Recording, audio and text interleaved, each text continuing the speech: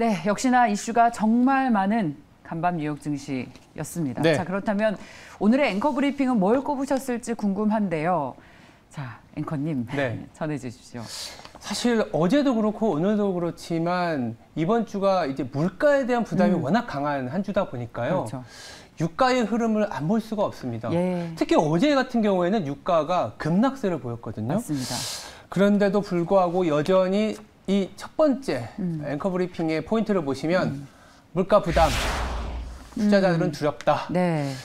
얼마나 물가가 조금 강하게 나올지 예상이 된다고 하면 백악관 대변인이 네. 조금은 높게 나올 수 있다. 이렇게 먼저 얘기가 나오면서 시장 참가자들이 이런 기억이 있습니다. 6월에요. 6월에 백악관에서 물가 부담이 조금 커질 수 있습니다라고 하고 나서 6월 CPI가 예상보다 너무 높게 나온 상황이 있었고 그로 인해서 자이언트 스텝이 3일 만에 단행이 된 상황이 있기 때문에 어제 그제 백악관에서의 어떤 브리핑은 조금은 시장 참가자들을 좀 혼란스럽게 하지 않았나라는 생각이 듭니다. 오히려 더 불안하게 만들었다는 네, 거네요. 맞습니다. 그러니까 너무 많이 오를 것 같으니까 미리 매를 맞기 네, 전에 그렇게 한 것 같기도 그렇게 합니다. 했는데도 불구하고 시장에서는 두려움을 계속 나타냈고 네. 어제 찌라시가 돈 것도 아세요? 어떤 SNS를 통해서 미국 CPI가 10%를 넘는다. 이게 백악관에서 이렇게 발표했다라는 찌라시가 미국 시장에서 돌면서 역시 시장에서 갑자기 투자자들이 혼란을 야기했었습니다. 네. 그러니까 얼마나 불안하면 이런 얘기까지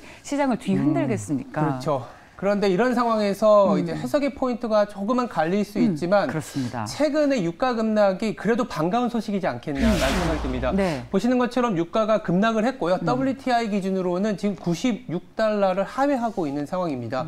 3월 저점까지 내려온 상황이기 때문에 오늘 저녁에 미국에서 CPI가 다소 높게 나오더라도 만약 시장에서 이렇게 해석할 수도 있습니다.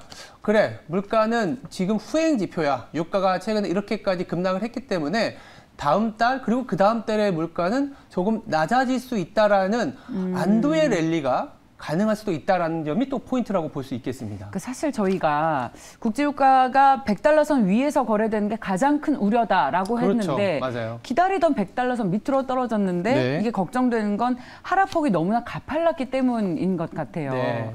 그래서 여쭤보고 싶은 것은 CPI 팩터의 가장 중요한 게 국제유가잖아요. 네. 국제유가가 이렇게 급락했다는 건 이 원자재 가격의 상승이 이제 피크 아웃하는 게 아닌가. 네. 그리고 인플레이션에 대한 우려가 이제 정말 잠잠해지는 게 숫자로 나올 수 있는가에 대한 해석이 가능한지 궁금합니다. 저는 가능하다고 보고 있습니다. 예. 저는 가능하다고 보고 있는데 예. 왜냐하면 6월의 코어 CPI, 즉 음식료와 에너지를 뺀 물가지수는 둔화가 됐었거든요. 그런데도 불구하고 헤드라인 CPI, 즉 음식료와 에너지를 포함한 CPI는 강한 상승을 보였습니다.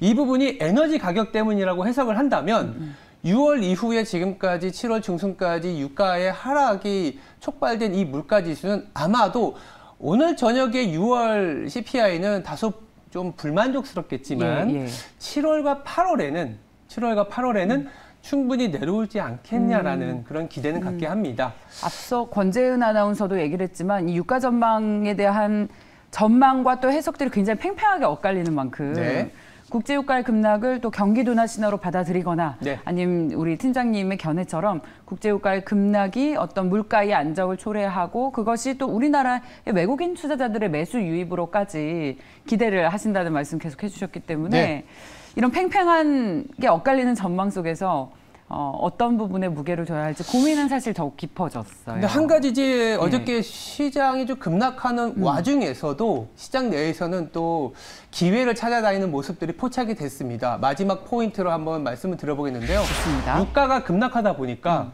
여행비가 할인이 될 수 있다. 그러니까 유가가 급락하게 되면 항공주들의 연료비가 절감되면서 항공주와 그리고 크루즈 중심의 여행주가 강한 상승을 보였고요. 상대적으로 강한 상승을 보였고 그리고 우리나라에게 가장 밀접한 반도체주도 견조한 모습을 보였습니다. TSMC, ADR도 플러스를 보였고 반도체, 즉 필라델피아 반도체 지수도 강보합권을 유지할 수 있었는데 그 원인이 뭐냐면 유가 급락으로 인해서 금리 인상의 강도가 지금보다는 하반기 내년에는 좀 완화되거나 어쩌면 금리 인하까지도 갈 수 있다는 기대감이 오히려 항공주, 여행 그리고 반도체까지 영향을 미쳤기 때문에 오늘 우리나라 증시는 반도체가 좀 버텨주고 리오프닝이라고 할 수 있는 항공과 여행주가 상승 출발하거나 기회를 주는 그런 장이 아닐까라는 생각이 듭니다. 보통은 대표적인 리오프닝 주식이기 그렇죠. 때문에 코로나19 재확산 소식이 나오면 하락하기 마련인데 네. 이번에는 코로나19 소식보다는 국제유가의 하락이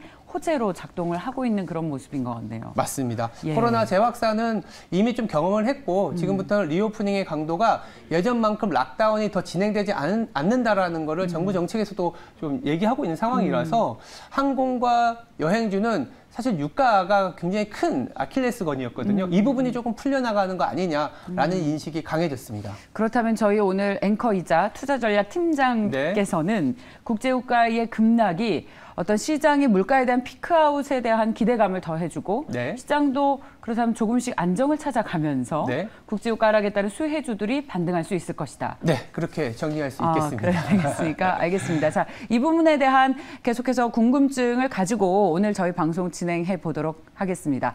앵커 브리핑이었습니다.